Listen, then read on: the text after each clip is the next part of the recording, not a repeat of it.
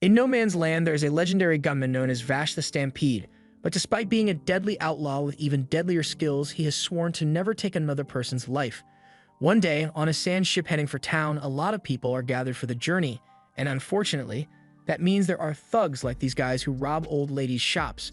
They are on their way to the city because they think they can capture the outlaw, Gasback, and claim the $300 million bounty on his head. While the two were talking about what they would do with the money, they notice a pretty girl sitting next to them. And this is the first time they've ever been so close to a girl without immediately running away. So one of the brothers goes up to her and starts trying to convince her to have some fun with them. But Amelia has better things to do, so she turns the guy down. The guy doesn't handle rejection very well, so he pulls a knife on her, and in response, Amelia kicks him in the balls to get him away from her. The guy falls on the floor in pain, but he and his buddy aren't going to let that slide, so one pulls Amelia to the ground so she can't fight back anymore.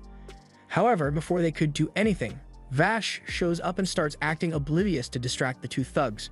One of them tries to stab Vash, but he blocks it with a rock-hard piece of dried meat, causing blade shards to go flying into both of their heads.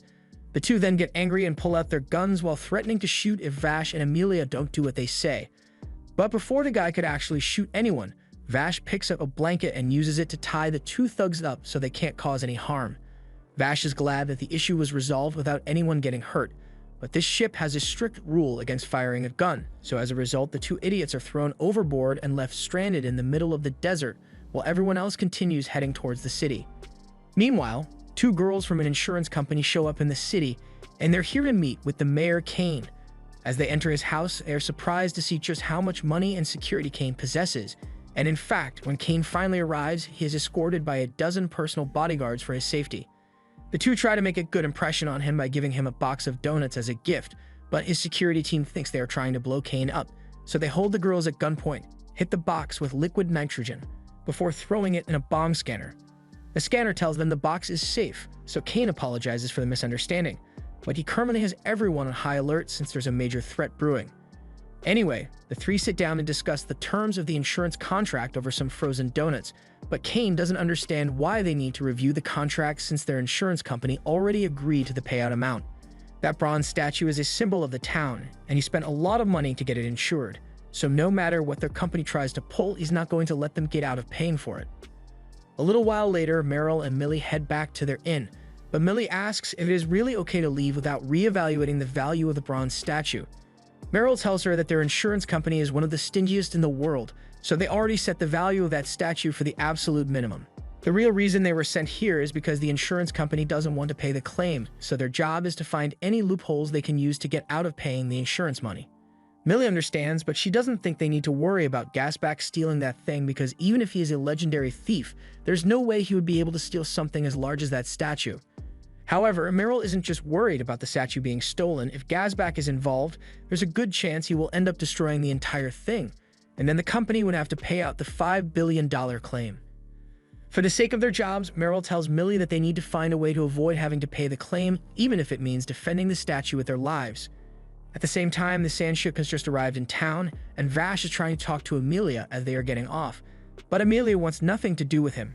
She was grateful that he helped her out back on the ship, but she already thanked him for that, so she doesn't understand why he keeps following her. Vash tells her he thinks meeting Amelia here was fate, so he doesn't want to let her go without at least getting to know her first. Amelia is getting sick of Vash and tries to get rid of him by punching him in the mouth, but Vash catches her hand with his teeth, takes off her glove, and starts snuggling up to her to get her to like him.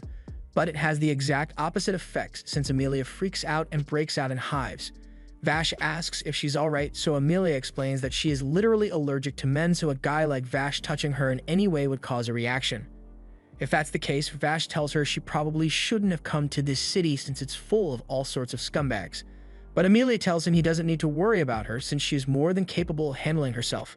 Vash says he understands, but that doesn't stop him from touching Amelia anyway. Meanwhile, Kane is worried about what Gasback might do to him, because 20 years ago, he and the rest of Gasback's former crew were trying to rob a bank, but once they had secured the money, they betrayed Gasback and tried to kill him. They had Gasback dead to rights, but just before they could finish him off, Vash intervened and saved Gasback's life. Vash didn't have any special reason for keeping Gasback alive. He just didn't like the idea of letting someone die. But since Gasback is still alive, Kane is certain that he's going to come here to get his revenge. Meanwhile, Gasback is on his way to the city right now. He's got Wolfwood as his temporary bodyguard. A few days earlier, Wolfwood was stuck out in the desert with no water, but just as he was about to die of thirst, Gasback found him. Now Wolfwood is indebted to him, so he promised to guard him until he gets to his destination, even if he doesn't agree with what Gasback does. Back in town, Vash is still pestering Amelia and follows her all the way to a nearby bar because he wants to hang out with her. Vash spots his old friends Millie and Meryl sitting at a table, so he invites Amelia to come sit with him over there, but she refuses since she doesn't want anything to do with Vash. However, there aren't any other available seats, so she is forced to sit with Vash anyway.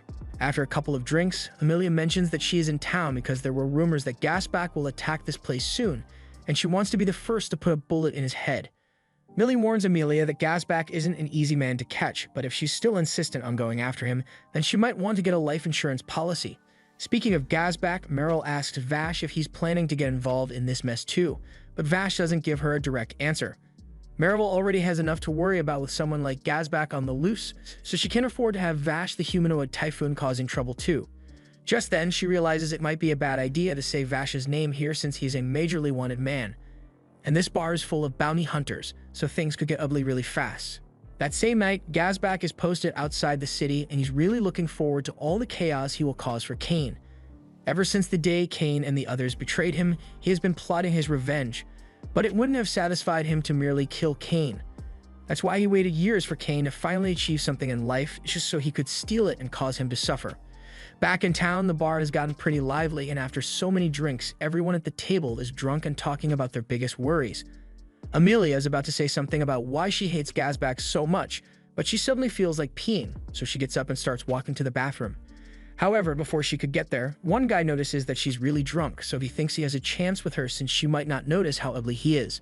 But Amelia is well aware of what he's trying to do, so she calls him an ugly bastard, which makes him really mad.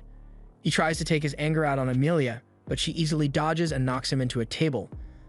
A bunch of the other guys at the bar see this happening, and they are excited to join in since they were looking for a good excuse to fight, so before long, the entire bar erupts into chaos. Vash tries to calm everyone down since he doesn't like all this senseless violence, but no one is paying attention to him, and eventually someone pulls a gun. So everyone else in the bar does the same. However, to their surprise, no one's gun actually goes off, and that's because Vash pickpocketed everyone's bullets while he was crawling around. They all eventually notice him hiding under the table and scramble to get their bullets back, and while everyone is distracted, Vash grabs Amelia and starts heading back to the inn. While Vash is carrying her, Amelia starts telling him about the time Gasback was almost killed 20 years ago, but some idiot helped him escape alive.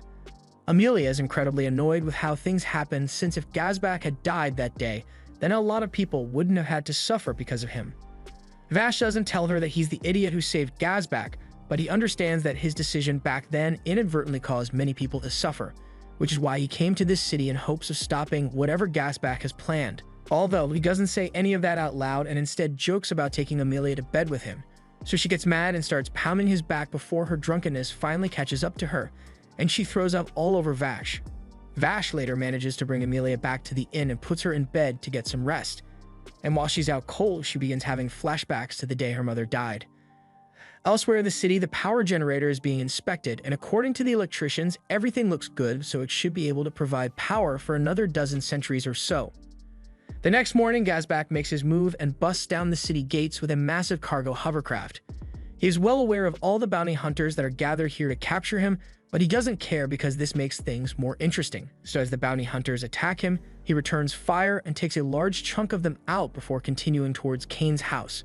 No matter what the bounty hunters try, Gasback barely slows down at all, until eventually he across Vash once more. It's been so long that it takes Gasback a while to realize that Vash is the same guy from 20 years ago, so he asks Vash if he's planning to get involved here. All of a sudden, a bounty hunter appears behind Gasback and is about to shoot him, but before that could happen, Vash fires a bullet and knocks the gun out of his hand. Now Gasback is really confused since it's clear that Vash is trying to stop, yet he's also protecting him for some reason. Vash explains that he just doesn't want to let Gasback die, but he also doesn't want to let Gasback kill Kane, so he asks if Gasback can just leave on his own. Gasback says he can't do that, but he knows there's no way he's getting past Vash the Stampede on his own, so he calls on Wolfwood to buy him some time. Vash seems to recognize Wolfwood, and he can't believe that a man like him would team up with Gasback, But Wolfwood says he's just doing this because he has a contract to escort Gasback until he gets to Kane's house. And while he may not like what Gasback is doing, a contract is a contract, so he's going to have to get past Vash to make it happen. Vash doesn't want to fight an old friend, but it looks like he's got no choice, so he starts firing at Wolfwood. However, Wolfwood blocks the bullets and holds Vash at gunpoint, buying Gasback just enough time to get into Kane's house.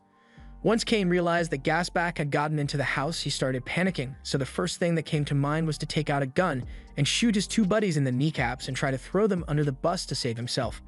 However, Gasback already knows Kane is the slimy weasel that masterminded the whole betrayal, so he's going to make him pay for what he did tenfold. First, he punches Kane in the face, and then he's about to shoot him. But just before he does, Vash and Amelia show up and hold him at gunpoint. Amelia fully intends to shoot Gasback down, but again, Vash doesn't want to let anyone die, so he stops Amelia from taking the shot. In all the chaos, Kane seizes the opportunity to escape and launches himself out of the house, but Gasback won't let him get away so easily. He corners Kane outside and says he's going to steal everything Kane has ever worked for and relish in his despair, so he sets off several bombs that destroy the city's power plant and send the power generator rolling down the hill. Meryl is a little relieved when she finds out that Gasback is after the power generator instead of the statue, but then the power generator destroys the statue, so the insurance company is going to have to pay for it anyway. The generator gets loaded on the Gasback's cargo hovercraft and he rides off with it. But that generator is really important to the city, so every bounty hunter with a car immediately starts chasing after him, including Amelia. Amelia pulls up beside Gasback and tries to line up a shot on him, but Vash drives in between them and tells Amelia to stop. If she takes that shot, then she might end up destroying the power generator, and if that happens, then the city will never be able to get it back. But Amelia says she doesn't care and takes the shot anyway. She misses Gasback by a few inches, so she starts aiming to take a second shot, but this time Vash climbs on top of the car to block her. Amelia doesn't want to hurt Vash since he's not her target, but the same can't be said for Gasback's crew, because they don't even hesitate and shoot Vash in the chest. Vash falls off the car and unfortunately into a patch of quicksand in the desert, so despite Wolfwood and Amelia's best efforts to save him, he disappears into the sand. Both Amelia and Wolfwood are devastated by this, so the next morning they resume their pursuit and track Gasback down to an isolated canyon. The two of them pull up on Gasback by themselves, and Gasback's men think this must be some kind of joke since there's no way two people could win this fight. However, despite everything the crew throws at them, the two counter with ease and keep walking forward. Amelia makes it to Gasback and fires a couple shots at him, but Gasback can tell that she wasn't actually aiming for him, so he thinks she doesn't have the guts to kill him. However, that's not the case since Amelia had actually been aiming at the cargo ship's hydraulics in order to cause a distraction, and while Gasback isn't looking, she tries to take it and get out of here with the generator. Unfortunately, the ship was chained to the ground so she can't leave, and to make matters worse, one of the crew members holds a gun to her head so she can't fight anymore. Wolfwood wants to save Amelia, but there's no way he would be able to aim before Gasback could have Amelia killed, so he can't do anything either. But all of a sudden, a shot is fired and the gun is knocked away from Amelia's head. One who fired the shot is none other than Vash, and he's as cheerful as ever. Wolfwood can't believe Vash is still alive since he saw him get shot, so Vash explains that he was carrying some hard-smoked meat in his pocket at the time, and it managed to save him from the bullet. Anyway, it's pretty clear that Gasback can't win anymore with all three of them against him, so Vash asks if they can just end this peacefully so he can go home.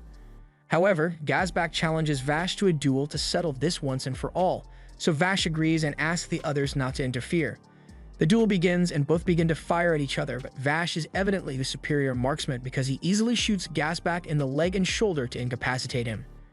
And when Gasback continues trying to fight, Vash shoots Gasback's ammo strip, causing an explosion that knocks him down.